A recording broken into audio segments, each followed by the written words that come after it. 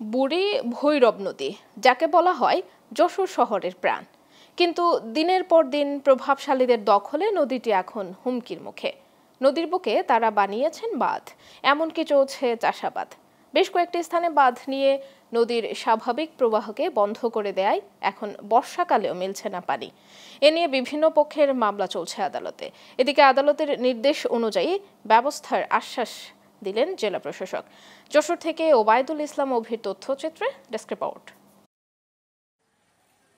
যশোর সদর ও বাঘারপাড়ার পাশ দিয়ে বয়ে গেছে বুড়ি ভৈরব নদী। একসময় খরস্রোতা এ নদী দিয়ে চলত বড় বড় নৌকা জাহাজ, কিন্তু এখন সেই নদী পড়েছে অস্তিত্ব সংকটে, কারণ দখল আর দূষণে মৃতপ্রায় বুড়ি ভৈরব নদী। কোথাও দুপাড় ভরাট করে সরকারি টাকায় সরু কালভার্ট তৈরি করে থামিয়ে দেওয়া হয়েছে নদীর গতিপথ। নদীর এমন করুণ দশায় আক্ষেপ স্থানীয়দের। নদীটার নাম বুড়ি ভৈরব, বাপ কাকারা বলে আইছে। আমরা একটা গরুরই স্নান করাতে পারতেছি না, আমরা স্নান করতে পারতেছি না। নদী তো নাই, টুকটাক দেখা আগে তো নদীতে মাছ ধরে খাইতাম, এখন তো নাই। নদীর ধারে আসার কায়দা নাই। ভেড়ি বাদ দিয়ে ছোট ছোট অবৈধ পাটা দিয়ে দিঘির মতন করে ফেলেছে বুড়ি ভৈরব নদীটা। অভিযোগ রয়েছে স্থানীয় প্রভাবশালীরা বড় বাঁধ দিয়ে মাছ চাষ ছাড়াও কৌশলে দখল করেছে নদী। তারপরও নদীর জমি নিজেদের দাবি করছে দখলদাররা। আর এসও আমাদের, এসও আমাদের, সবই আমাদেরই। 126 শতক জমি আমার বৈধ কাগজপত্রই আছে এবং আমি ততটুকুনি দখল করে খাচ্ছি। এদিকে দখলদারদের দেয়া বাঁধে স্বাভাবিক গতি হারিয়েছে নদীটি। স্থানীয়দের দাবি, পরিকল্পিতভাবে এই দখলের কারণে অস্তিত্ব সংকটে পড়েছে নদী।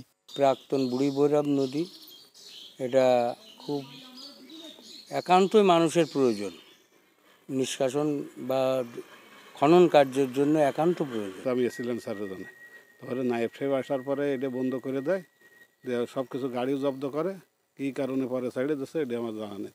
এ বিষয়ে যশোরের জেলা প্রশাসক জানালেন, বুড়ি ভৈরব নদী রক্ষায় হাইকোর্টের নির্দেশ অনুযায়ী ব্যবস্থা নেওয়া হবে। কচুয়া ইউনিয়নের এই বুড়ি ভৈরবের যে বিষয়টি, এটি বিষয়ে আদালতের একটি নির্দেশনা আছে।